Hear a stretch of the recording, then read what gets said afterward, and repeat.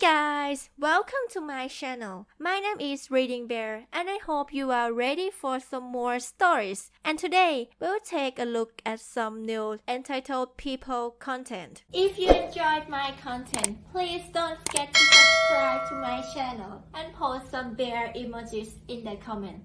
And now, let's dive right into the stories. The first story is titled I Don't Work Here, but I'll Pretend I Do. Living in Japan, you will see that most of the convenience stores have either Vietnamese staff or brown staff, foreign workers from Nepal, Bangladesh, Sri Lanka, India, Pakistan, etc. Service jobs are greatly understaffed there, so you will mostly see one Japanese worker and multiple foreign workers at the minimum wage jobs. I, an Indian, too worked at the store Lawson for 3 years part-time during university. Back then in my third year of working I was made leader of night shift, i.e. running the whole store at night by myself. Night shift is very different from day shift. Besides serving the large number of customers, you have to sort out the accounts, record and check the inventory, liaise with supply people, deep cleaning of equipments, stocking up, cooking etc. Fast forward to couple years later. I'm in the Japanese corporate world. Every time I go to a second-tier or third-tier city for business or tourism, going into a convenience store, I am greeted with, Otsukari-sama desu, which means, thanks for the good work, meant for coworkers instead of, irashimasu, welcome, and, mata okoshi kudasaimasu, please come again, meant for customers. Most of the times I just say Otsukari back. Sometimes when I am in a foul mood, I patiently correct them saying I don't work here. As they say in China, never slap a smiling face. Comes the main episode. I get an apartment in Azabujuban, a posh high-income district in Tokyo. Famous for being populated by white expats. 2 a.m. at night. I go to the Lawson nearby.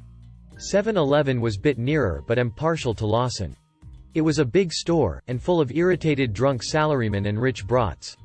The only employee there, Japanese, is confused, panicking, and overworked. The supply truck guy is yelling. Salarymen are yelling. It's a mayhem.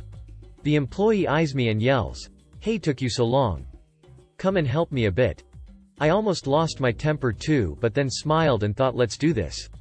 Tomorrow's Saturday anyways. I first met up with the annoyed supply guys. They have to bring their trucks to every store in Tokyo, so staying at one store for more than a couple minutes would disrupt the whole schedule. Had the supply checked, dialed in the records, got the hanko from the usual place, stamped and finished the procedure. Next, called the taxi for the passed out people and escorted them to a safer place. Then took up the register, and in the next 10 minutes all the customers were served and the store was empty. Employee gave a huge sigh of relief, closed his eyes and got on his knees. I quietly went to stock the ice cream supply in the cold cases. My dude after a bit of a rest called, "Thanks you for the efficient help. BTW, you haven't worn your Lawson jacket yet. Could you wear it please, or it would be super unprofessional." I said, "I don't have a jacket.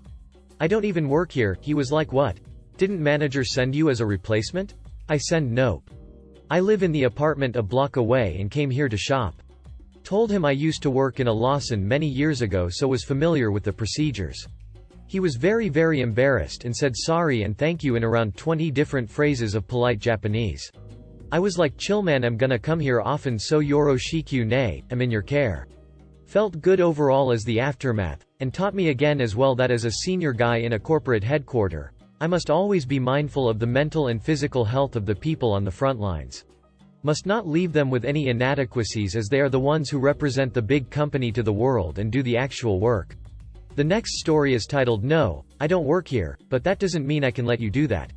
So, a few months ago I got back into law enforcement where I'm now part of a specialized tactical unit. Most of the time we're not in standard uniform. Instead, often we are in slacks, blue polos, and black tactical vests with the initials for our department on the front. See where this is going.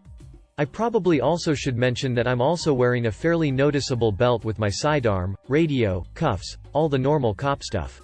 So, this morning I'm in the local location for a big box store with a very similar uniform. I had been in the Lego aisle, which at this location backs up to electronics section so that it's Legos on one side, and video games in glass display cases with cheap locks that are easy to pick on the other. So, I'm standing there considering getting something for a friend in another state whom I may be seeing next month when a young woman walks up to me and asks if I work here. I point to the lettering on the front of my vest and politely tell her no. She apologizes and thanks me and walks down the aisle a bit. I finally decide not to get anything for my friend and turn to head out when I notice she's in the process of picking the lock on the display case, which pops off before I can even ask what she's doing. At this point she sees me and waves before grabbing a handful of $100 games out of the case and shoving them under her shirt and starts heading for the front of the store. I decide to leave my card and follow her. Lo and behold, she walks right past the registers and through the security scanners, which light up and start wailing. She starts walking faster, heading toward her car. I catch up to her just as she's trying to open. I detain her and read her rights while the store manager and theft prevention officer catch up. We head back into the store, where I radio for a patrol car while the manager takes care of pulling video and getting the paperwork in order. The whole time this lady is just sitting there and quiet, so I ask her what the heck was going through her head. Her reasoning was, "I didn't think you could arrest me while you're shopping. No violence, screaming, or assaults, like the last time I posted, but certainly one of my odder experiences." The next story is entitled Mother Trespassing to My House. Well, my neighborhood is full of entitled parents that will go nuts because of stupid stuff. Someone threatened to go to court because of a pink door. And this gives me a lot of material for stories I hadn't post. Cast. Me as me. My dad as MD. Entitled Mother as M. Entitled Kid as EK. Well, let's go to the story.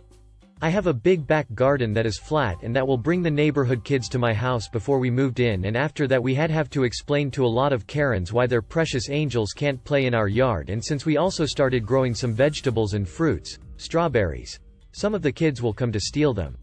So now let's actually start with this. I woke up late. My parents had taken my sister to a Girl Scout activity and I start hearing noises coming from our deck. When I move the curtain expecting to see a bird or a squirrel, I see a white woman and her son. Me. Who are you and what are you doing here? M. That is not for you to know. You are probably just an squatter leaving here, so duck off and leave us alone. Eck. Yeah, duck off. Me. Who do you think you are, idiot? I leave here with my parents and you idiot are trespassing, and if you don't ducking leave I am calling the cops. I see my dad's car and hear the garage door opening. M hears it too but makes a run for it, but she trips with the water hose. I notice she is carrying a basket with strawberries, tomatoes and some of the herbs we have. Me. You dirty thieves, get the hell out of here. My dad opens the door and sees the woman and asks me in Spanish. MD. Who is that? Me. She is a thief. I found she here with her son picking up our crop. MD. You have 5 ducking seconds to go before I call the cops. M gets up, grabs EK by the arm and flees. My dad takes a picture and sends it to the WA. Some days later we found out she was a member of WA and she lost her position. The next story is titled, Hey, you don't work here. Want a job? This didn't happen to me, but it was relayed to me by the manager. There was a locally owned hardware store close to where I was working. This place had the most amazing selection of fasteners, nuts, bolts, screws, etc. Down to M2 Allen screws, the kind of stuff you'd never find at a big box. Everything was always in its place. You would never see a bag of M3x5 screws in the M3x8 slot. It was heaven for a tinkerer like me. One evening I complimented the manager on how immaculate the section always was, and she started laughing. She tells me that it used to be a mess, but one day everything was in the right spots, but none of the employees would take credit. They all hated having organized the section. I can't blame them. And everyone was confused. They started joking about being visited by the Bolt Fairy. A couple days later she notices a teen boy intently looking through one of the drawers. Then he moves a few bags around and closes it. She realized she was witnessing the Bolt Fairy in action. He notices he's being watched. He muttered a timid, "I'm sorry," and turns to leave. The manager stops him and says, "Don't be sorry, but I can't have you working here, unless you work here. Can you come back later with your mom or dad?" He mutters a shy, "Okay," and leaves. About an hour later he comes back with his mom. The mom was looking apprehensive and apologetic. The teen looked like he knew he was about to be in big trouble. The mom explained that her son was autistic, and loved organizing things. He wouldn't get stressed about things that were disorganized, but just enjoyed sorting stuff. The manager explained that for insurance, legal and moral reasons he couldn't work in the store, unless he worked for the store. The mom said that it wouldn't happen again, and the teen's eyes started to water. That's when the manager pulled out an application and a uniform polo and asks what hours he wanted to be scheduled. The mom just started laughing and the boy exploded into tears of joy. I found out later that he worked there for about 2 years, until his family had to move across the country. When he put in his notice, the owner found out where they were moving, went online and found another locally owned hardware store with good reviews, contacted them and gave a glowing recommendation. The next story is titled I'm a Patient, Not a Car Valet. Several years ago, I had to call an ambulance in the middle of the night due to breathing problems. After being checked in the ER, I was admitted to the hospital for several days to get breathing treatments every 4 hours. When they discharged me, the transport guy wheeled me to the main entrance in a wheelchair as they do. He got a call that he was needed again while we were waiting for my ride. I told him go, I can sit on the bench outside the door and wait for my ride. He took off with the wheelchair. Nearby was the stand for the car valets. Yes, my hospital has car valets. As I was sitting there, this woman, yakking on her phone, walked up and dropped a car valet ticket in my lap. I said, WTF? Lady, I am not a car valet, I am a patient. She walked off still yakking on her phone. I yelled it once again and she just waved over her shoulder as she walked back inside to stand in the air conditioning. I sat there in my pajama pants, t-shirt, and house slippers, a small bag with my wallet, phone, and keys on my lap, and an oxygen bottle beside me. When my sister-in-law arrived to pick me up, I walked to the car, passing a trash can on the way. The valet ticket went in the trash can. I wonder how long it took her to get her car without the ticket. The next story is titled Pulled Out an Uno Reverse Card. This happened earlier this week. Told the story to some friends at a bonfire last night and they all agreed I should share it here. Obligatory, sorry on mobile, bit. I'll try to keep formatting errors and typos to a minimum. Quick background info. I work at a company that installs custom closets. Our uniform includes a blue button-up Carhartt shirt with the company logo on it. I think some of you may already be picking up on where this is going. So I'm driving home from work after a very long and tedious day, completely covered in sawdust when I get a call from my lovely wife. She had put in a pickup order at the local Walmart, but they had failed to give her our almond milk. She asks if I'd be willing to stop and let them know they shorted us and grab it. While I'm not particularly enthusiastic to add a stop on my way home, I tell her okay. I get there and head on over to the customer service desk and explain the situation. The lady working there is very sweet and tells me she'll have somebody from the pickup department swing over and take care of me. She gestures towards a nearby bench and informs me I can have a seat while I wait. I gladly did so and promptly pulled out my phone and attempt to disassociate for a few minutes. A few minutes, maybe 5 at most, go by and a line forms up. I guess the lady at the desk stepped away for a moment. I start to hear grumbling about lazy employees and how nobody has any work ethic anymore. Wish I could be more specific on their exact phrasing, but I was trying very hard not to pay attention to anything going on around me at this point. After a few more moments I hear a very aggressive clearing of a throat followed by a very annoyed sounding, "Excuse me sir, I've been waiting for help for over 10 minutes. I look up to see a woman holding an armful full of clothes glaring at me. She will henceforth be referred to as Glaring Woman or GW for short. Me. Well, I find that unlikely as I haven't even been here for 10 minutes and I got here before you. GW. Well, maybe this would go faster if you weren't messing around on your phone. At this point I've now connected the dots and realized that she thinks I work here. I'm about to utter the words classic "I don't work here" line when an idea hits me. Me.